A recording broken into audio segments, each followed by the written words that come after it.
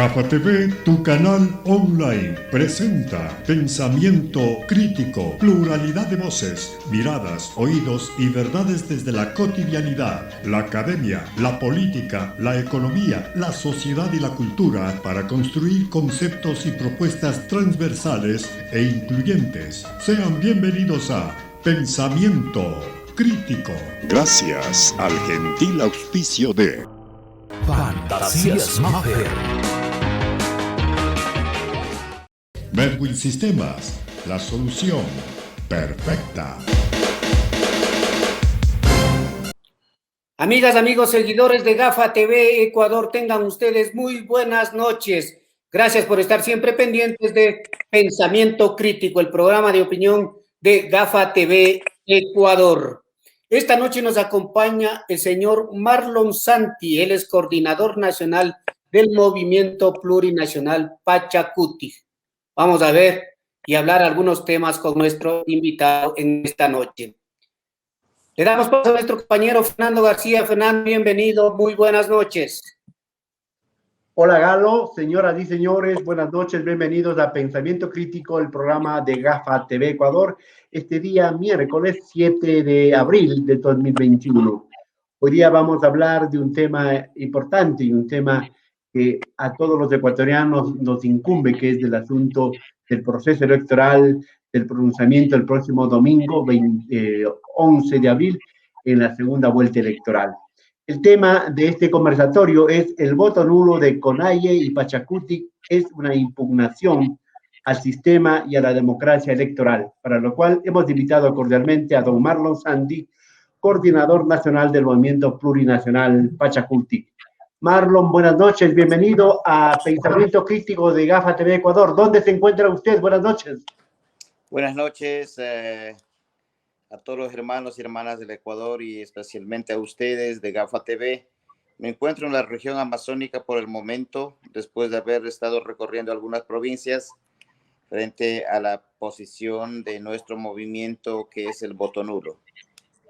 El voto nulo, Marlon, es un voto ideológico, es una resistencia a las sospechas de fraude electoral y es un voto antisistema también, Marlon, por favor.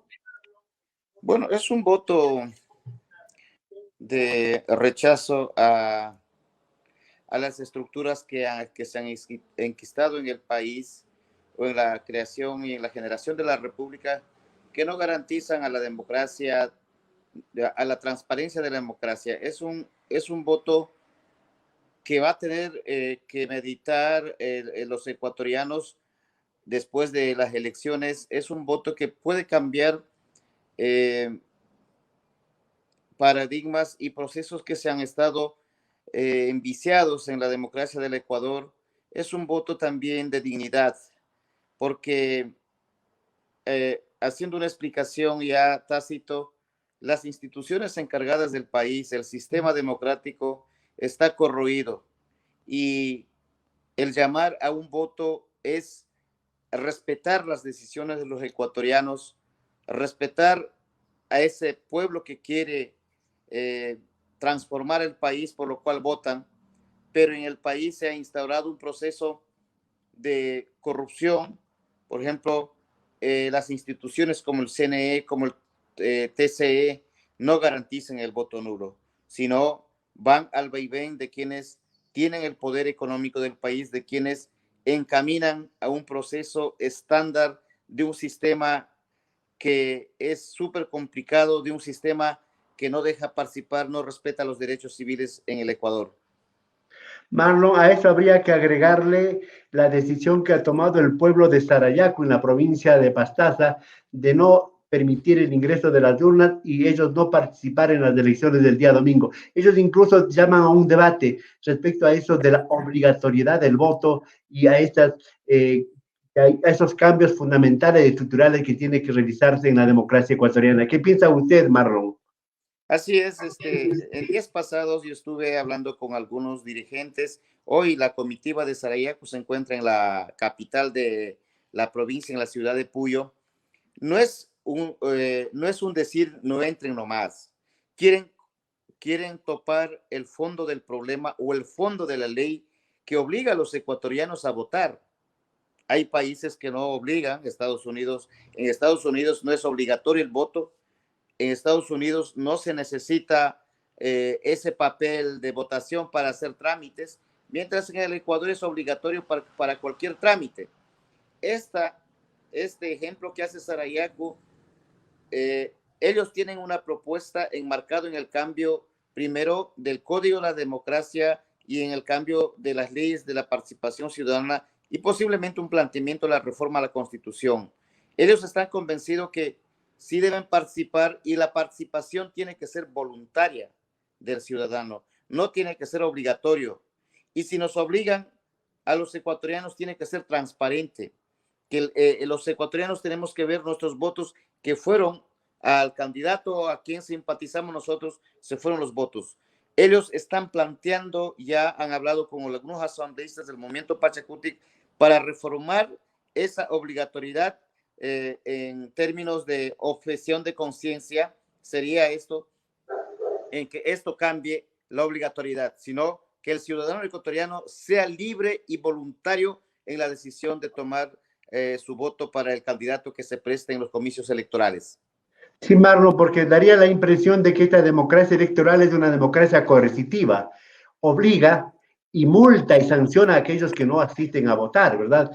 Para que haya conciencia, reflexión y voluntad en el voto, debe mejorar la democracia, debe mejorar la política, debe mejorar los líderes.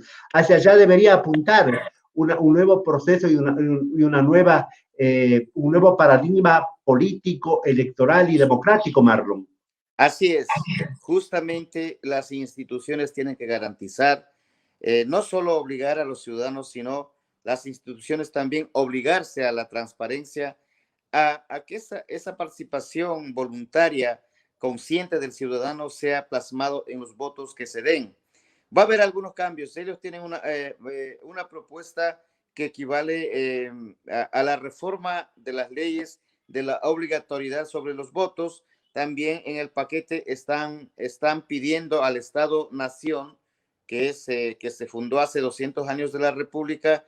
Si los pueblos indígenas somos quienes que hemos existido antes de la República y ahora coexistimos con el Estado ecuatoriano, ver la forma y el mecanismo de que esta obligatoriedad ya no sea en el futuro una cadena para los ciudadanos ecuatorianos, al menos para los pueblos indígenas, sino que sea libre el voto y la decisión y su conciencia no vayan porque hay una ley que obliga a hacer esto, sino porque quieren y porque están convencidos de que su voto va a ser garantía de la democracia.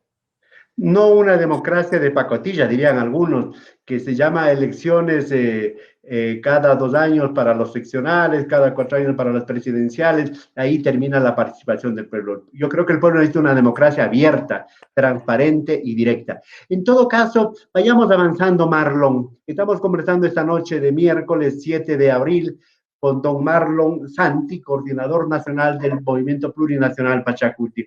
La discrepancia, los problemas que ha habido en los últimos días a propósito de la decisión del señor Jaime Vargas, presidente prorrogado de la CONAIE en apoyar al candidato Arauz. Pero no es la primera vez que ocurre eso, Marlon.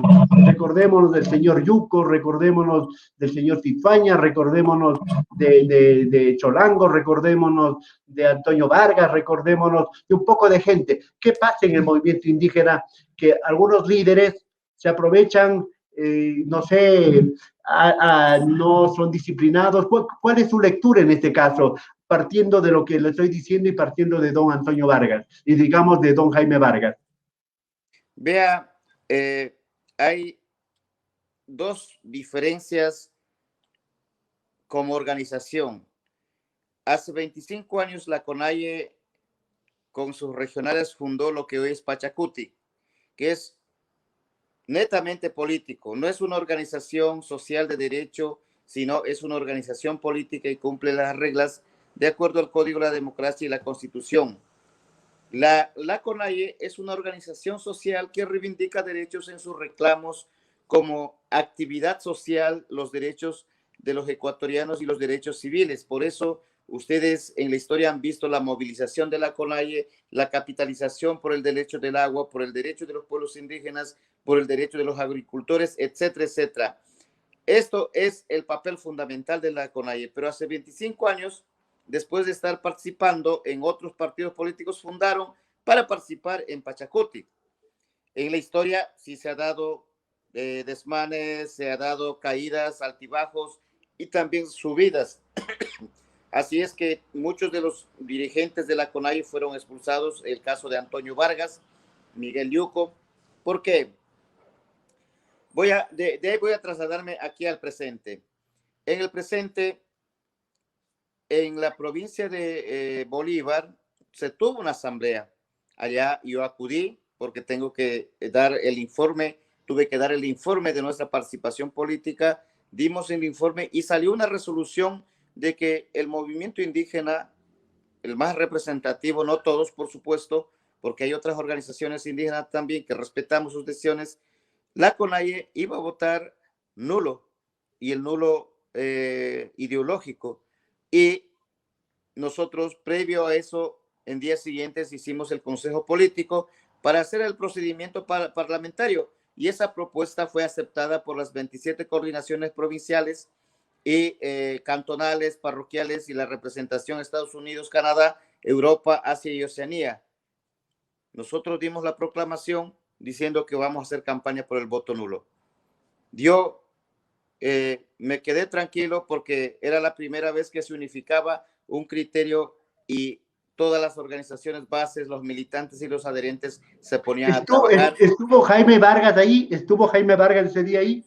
Por supuesto que él dirigió la asamblea de Bolívar en Cochabamba. Él dirigió el consejo político ampliado de la CONAIE. Y hubo firmas, suscripción, rúbrica de ese acuerdo con usted. Así es. Ahí está la firma de Jaime Vargas. Ahí está la firma de él. Yo firmé en la decisión nuestra, que es ya un poco protocolario y cumpliendo las reglas. Igual firmo yo en la decisión de Pachacuti. Pero a nosotros, después de tanto discusión, nos pusieron bueno, vamos a apoyar esto, y fuimos tan claros en hacer una campaña humilde como que nos distingue, la campaña por el voto nulo consciente, y empezamos a hacer la campaña. Pero por este feriado mucha gente se fue a sus casas y a sus tierras. Yo estuve en Sarayaku, de ahí supe esta noticia. Aquí toca decir una cosa clara. Todos son bienvenidos a Pachacuti. Cuando firman ser adherentes, hay reglas que cumplir. Cuando es uno socio, tiene derechos y también tiene sanciones. Entonces, y obligaciones. Obligaciones. En los derechos participan, pueden ser candidatos. Pero aquí hubo una decisión muy correlacionada con la decisión de la CONAIE. Entonces, Jaime Vargas es adherente desde hace algún tiempo, y nosotros nos hemos hecho el procedimiento disciplinario de acuerdo a su adherencia, que no, bueno, sé que en estos días se va a juntar, se va a reunir la CONAIE, eso ya es otro asunto organizacional, pero en Pachacuti hay una estructura que cumple reglas, y por lo tanto, apegados a esa normativa, nosotros hemos separado a Jaime Vargas de las líneas de Pachacuti. Marlon, así brevemente, ¿a qué atribuye usted el cambio del señor Jaime Vargas y apoyar al señor Arauz? Él como persona tiene todo el derecho, por supuesto, tiene todo el derecho como persona individualmente, pero una vez de haber acogido, haber aceptado y haber firmado ese compromiso en la provincia de Bolívar, ¿a qué piensa usted que se debe el cambio en los últimos momentos? Mira, yo quiero primero reclamar la forma más burda de hacer campaña por parte del equipo del candidato Arauz y la línea correísta. Ellos han intervenido en territorios indígenas y han dicho a los líderes indígenas que hay espacio para hacer un gobierno plurinacional. ¿Qué significa esto? Que están ofertando puestos políticos desde direcciones provinciales hasta los ministerios. Y creo que para un dirigente yo digo así porque lo diría con la razón de causa, porque la reunión en un hotel de Orellana, sabemos que llegaron a ese acuerdo hace algunos días atrás, antes de esa toma de decisión. A nadie está prohibido eso. A nadie está prohibido trabajar, hacer acuerdos, ir a ser ministros vagos, como él mismo dijo, o ser director provincial, a nadie. Y tampoco está prohibido apoyar a los candidatos. Pero sí son parte del movimiento Pachacutic, tienen que ser coherentes con el movimiento Pachacutic. Ahora, ya sacando del movimiento Pachacutic o ya fuera del movimiento Pachacutic, ellos tienen, ahora sí pueden estar en cualquier partido, pueden decidir ellos, pero en Pachacutic hay una directriz, hay un régimen orgánico y hay una autoridad que vigila todos estos procesos. Yo le diría que el Arauz, fuera de haber ofertado los $1,000, que también es una hipocresía, que ahora no oferta nada en esta segunda campaña, ofreció puestos políticos. Y así lo digo porque muchos dirigentes vinieron a hablar conmigo de esas reuniones que tuvieron. Marlon, esto significa que habrán más expulsados, porque ustedes también en Pachacuti resolvieron que aquellos que acepten puestos, cargos de cualquiera de los dos finalistas que lleguen a la presidencia serán expulsados. Y otro tema de la señora Virna Cedeño, ella no pesa mucho porque ella no era ni adherente, sino simplemente se la escogió para que forme la papeleta con Yacu, ¿verdad? Acabo de ver un pronunciamiento de la Virna, tal como ella se expresa, que nos respeta, nosotros también la respetamos, pero ella, para ser parte del binomio de Yacu Pérez, firmó una acta de compromiso con el movimiento, con la representación del movimiento, y eso vuelve a ella persona vinculante a los acuerdos o a las decisiones del movimiento. Ahora, claro, ese acuerdo se ha roto, ese acuerdo ya no es válido, ya no es parte de nosotros, ella puede decidir en lo que ella convenga. Ese es lo que hemos hecho políticamente. Lo hemos sacado, lo hemos puesto en otro lado, pues para que no decidan en Pachacutic, pueda que en algún momento digan yo soy parte de Pachacutic. No, aquí hay reglas y por lo tanto simplemente se les desvincula del movimiento. Yo simplemente quiero recordar a doña Vilma Cedeño que aquí en este programa, conmigo, ella dijo que iba a votar nulo en una segunda entrevista que tuvimos. Me lo dijo públicamente que iba a votar nulo. Bueno, cada quien es dueña de su conciencia y de su voto también. En todo caso, este problema del señor Vargas, de la señora Virna y los asuntos que usted está relatando, genera una ruptura, una crisis, un ahondamiento dentro de la CONAIE. No creo. Yo he estado aquí en la región, he estado en la región andina. Más bien hay una potencialización de la propuesta del voto nulo. Yo pensé que iba a haber una fisura bastante fuerte. Mucha gente iba a ir con el presidente de la CONAIE, Jaime Vargas. No ha ocurrido. Después de yo haber hecho la rueda de prensa el día de anteayer, y he tenido muchos acercamientos de muchos líderes, claro, por supuesto, la línea del correísmo y de Lazo sí me han criticado bastante, a la cual yo no les debo nada a ellos. Por lo tanto, la decisión está tomada, no hay ruptura. El 1, el 2 y el 3 va a ser el Congreso de la CONAIE, 3 de mayo va a ser el Congreso de la CONAIE, en la cual vamos a demostrar la unidad del movimiento indígena. Hablo como expresidente de la CONAIE, de que el movimiento indígena se juntará, porque nos vienen días difíciles de aquí, después de cualquier presidente que gane. Pero en todo caso, yo creo que es hora que en el caso de la CONAIE madure, porque siempre cuando hay elecciones hay estas rupturas, hay estas deserciones, ¿verdad? Un momento determinado me imagino que ya habrá de superarse eso. En todo caso, dígale usted al país, ¿por qué Arauz y por qué Lazo no se merecen el voto de la CONAIE y Pachacuti? Dígalo frontalmente, ¿por qué no se merecen los dos caballeros el apoyo de la CONAIE y de Pachacuti? Primero, Arauz viene de una línea, es el hijo putativo de Correa. Correa le puso con fraude, desde luego, le puso a Lenin. El gobierno de Correa Lenin nos ha matado en octubre 11 compañeros indígenas. A Arauz le pone Correa y va a obedecer lo que diga Correa. Y dentro de las propuestas de Arauz no hay una propuesta de avanzada para los campesinos, para los indígenas, para los sectores populares de la patria. Hay más bien propuestas económicas, por ejemplo, la de quitar el dólar. Y por muchas cosas que Correa hizo al movimiento indígena, encarceló, mató a Bosco Bizuma, a José Tendetza y a otro compañero Shuar, y no se ha esclarecido, no solo a indígenas, lo que pasó con el general Gabela tampoco se ha esclarecido. Por esas cosas, porque nos quisieron quitar la casa de la CONAIE, nosotros como pueblos indígenas no apoyaríamos a la línea correísta. Y a Lazo, porque fue parte de todos los gobiernos que afectaron los derechos civiles de los ecuatorianos.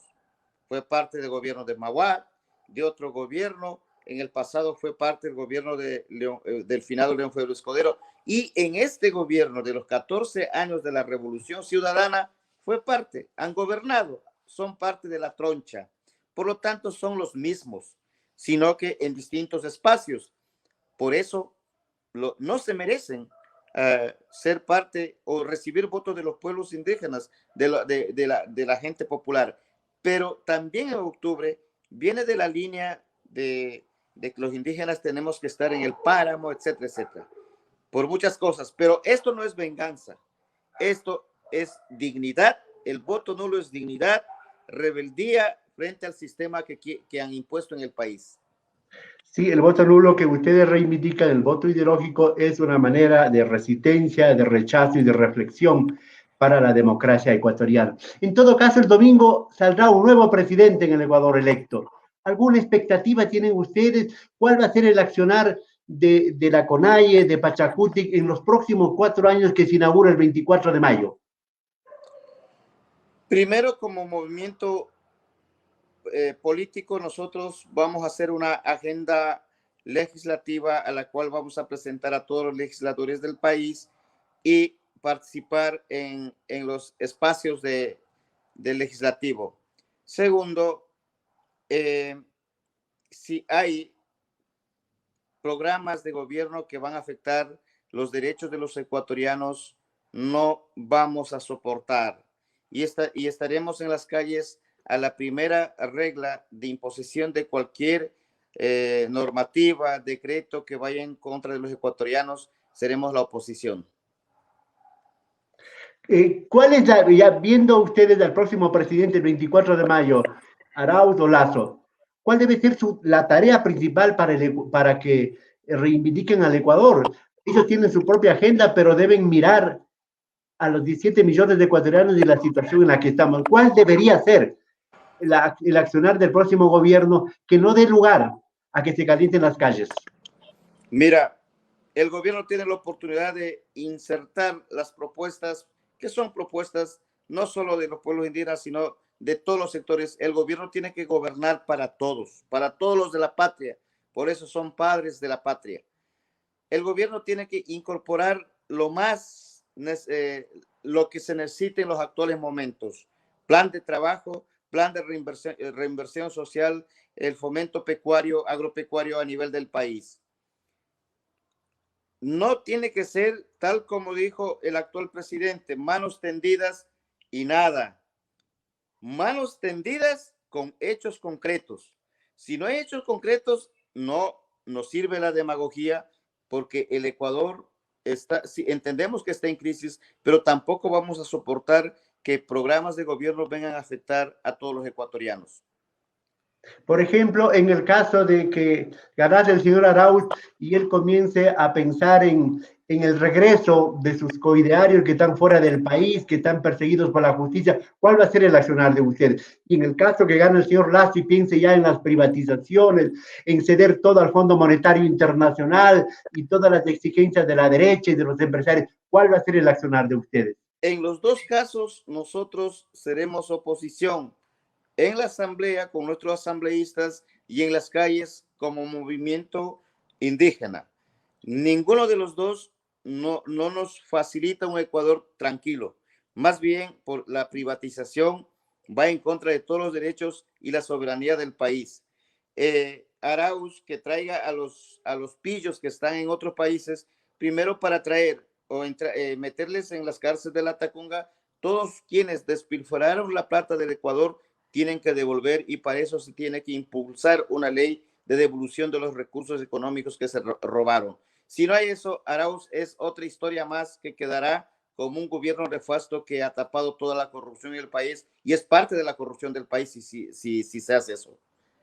Marlon, ustedes en mayo, digamos en octubre del 2019, tuvieron una propuesta, un parlamento popular, parlamento del pueblo. En el Congreso con los 27, en la asamblea que se llama ahora con los 28 legisladores que va a tener, 28 asambleístas, el momento que esta asamblea no cumpla las funciones que aspira el país, ¿podrían pensar en un parlamento, una asamblea paralela? Hay el Parlamento de los Pueblos. Por la calentura electoral se ha estancado allí. Hay algunas propuestas que hemos recogido. El Parlamento de los Pueblos justamente se generó para hacer el contrapeso y contrapropuestas a las propuestas que ya tienen los ejecutivos y el legislativo. Por lo tanto, sí es necesario pensar en avanzar en un Parlamento de los Pueblos, no solo con el sector indígena, sino con otros sectores, para exigir las demandas que son ya urgentes en el país, no solo para el movimiento indígena, sino para los ecuatorianos. Sí, se necesita congregarnos en una gran coalición, en una gran convergencia nacional del Parlamento Popular que albergue a todos los ecuatorianos y sus representantes. Viendo, vamos terminando ya, Marlon, viendo esta segunda vuelta electoral entre los finalistas, la guerra sucia, las acusaciones, las ofertas sacadas de la manga, que son más demagogia que ofertas, ¿ustedes están pensando ya en el 2025, pensando ya en el 2023 en las seccionales? ¿Cuál es el futuro político electoral del señor Yacu Pérez, de Pachacuti y de la CONAIE? Primero, yo tengo que estar un año más en Pachacuti. Mayo 2022 voy a entregar a un Pachacuti consolidado y me retiro hacia mi selva. Pero voy a dejar esquemando la participación para los gobiernos territoriales, autónomos descentralizados, prefecturas, alcaldías, juntas parroquiales. Ese va a ser un trabajo que vamos a implementar en este año. Y también he de dejar una ruta para participar nuevamente con las personas idóneas que representen y que conglomeren a ese otro sector que nos ha apoyado hoy.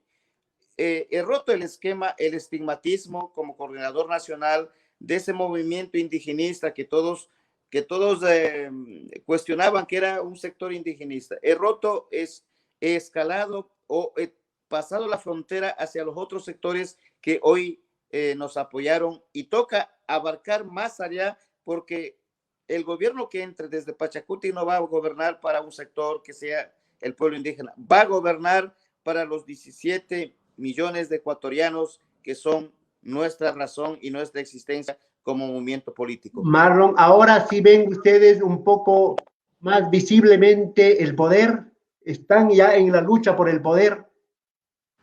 Diría que sí, porque 28 asambleístas son votos que van a necesitar, y allí estos votos tienen que ser también transparentes. Yo voy a estar pisando el talón de los asambleístas para que todos los votos que beneficien en las leyes y en la fiscalización sean beneficiarios los ecuatorianos. Nos falta más trabajo que hacer a nivel de todos los espacios y estructuras sociales para abarcar ese pluralismo que es el Ecuador. Un Ecuador pluralista, no hegemónico, sino que tiene diversos pensamientos, hasta de diversos orígenes culturales y de razas.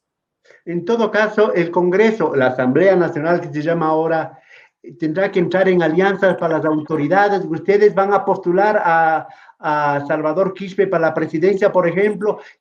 ¿Cuáles son las alianzas? Recién hubo una reunión entre Pachacuti y la Izquierda Democrática, Herbas y Salvador Quispe, y y los asambleístas electos de los dos movimientos partidos. ¿Cuál es la idea? Nosotros tenemos una propuesta. Se nos están sumando algunos asambleístas independientes. Vamos a proponer que esta es la cabeza para dirigir la asamblea, el CAL y las comisiones y la agenda legislativa a los otros movimientos políticos. Si se integran a esto, muy bien, porque también ellos tienen.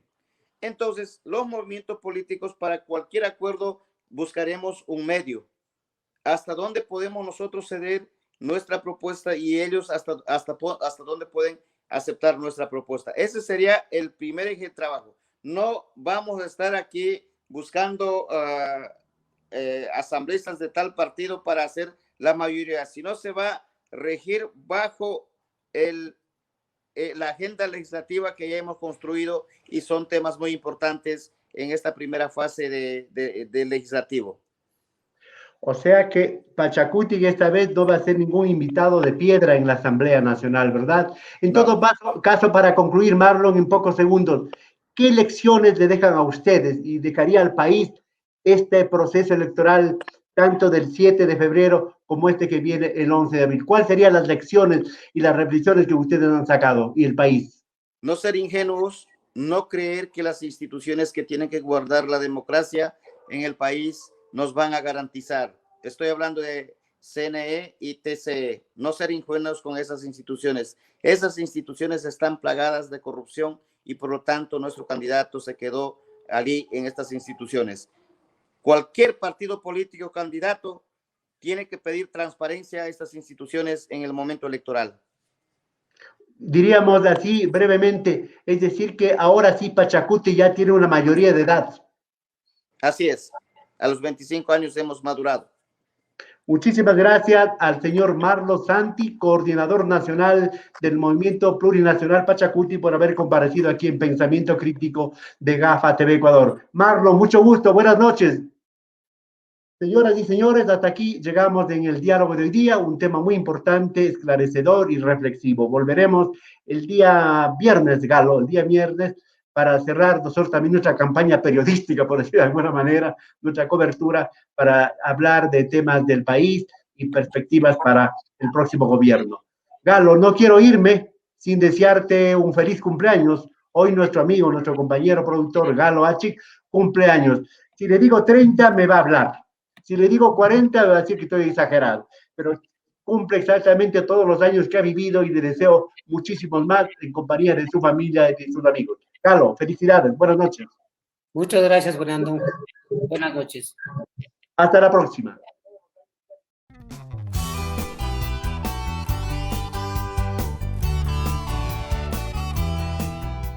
Somos GAFA TV Online, desde Quito, Ecuador, para todo el mundo.